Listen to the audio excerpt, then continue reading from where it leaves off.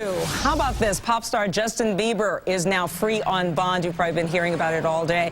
Free on bond after being arrested this morning in Miami Beach for allegedly drag racing. He's facing charges of DUI, resisting arrest, and driving with an expired driver's license. Bieber, as you might recall, was discovered by Atlanta entertainer Usher. Bieber and his mom lived in the country club of the South for several years, and his expired U.S. license issued from right here in Georgia. Joining me now is Jay Gray, who is in Miami Beach tonight, and Evan Katz right here in our studio, who is a leading therapist and author of the book Inside the Mind of an Angry Man. So interesting title, Mr. Katz. I look forward to speaking to you in just a moment. Thank you both for being here. Jay, let's start with you. Police say Bieber was uncooperative with the officers at the time of the arrest. How did the whole thing unfold?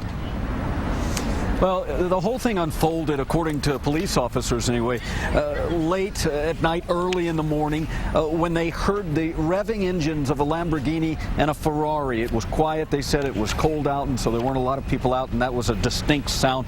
As they rushed in, they say the two cars were drag racing. They pursued the vehicles and pulled the Lamborghini over, and it was Justin Bieber.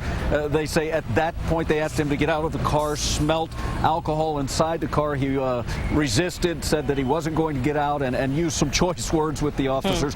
Finally did, but even at that point wouldn't pull his hands out of his pocket. They had to handcuff him, and that's when he was brought to the jail right here at the Miami Beach Police. I want to bring Evan Katz in on this. According to the Associated Press, Bieber admitted to drinking, smoking marijuana, taking prescription drugs all before this incident. How would you characterize this? Well, thank you for having me, Brenda. Justin, it really exhibits a lot of something we call the imposter phenomena. It was a term coined in the 70s by two doctoral students at UGA. Really what he's doing is building a strong mask with all his entertainment and bravado in an effort to hide some things underneath, some low self-image, some self-esteem problems that he probably doesn't even know he has.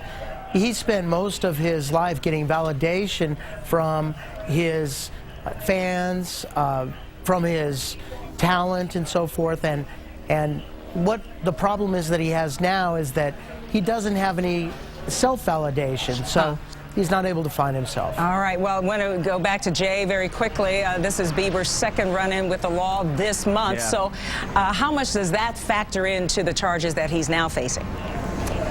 Well, what legal analysts say, Brenda, is that they shouldn't really weigh on each other. But look, you've got a 19-year-old kid who at one point was egging a house, and people know that teenagers do that on occasion. It's hard to dismiss his behavior as teenage behavior at this point. And the judges in both states are going to look at this and say, no, you're not acting like a teenager. You're acting like someone who perhaps is out of control. And something maybe for the doctor to talk about. Look, Justin Bieber is reportedly just a couple of blocks away at a beachfront hotel here, has not left the area, and it would seem, and some people have said, that speaks to the idea that he's got no real guidance here, that he's calling the shots, and that he may need some help. All right, Jay Gray, Evan Katz here in our studio. We've run out of time. Would love to talk to you more, but thank you so much. Appreciate your comments and insights. Thanks. Coming up, my last word on Justin Bieber's arrest after this.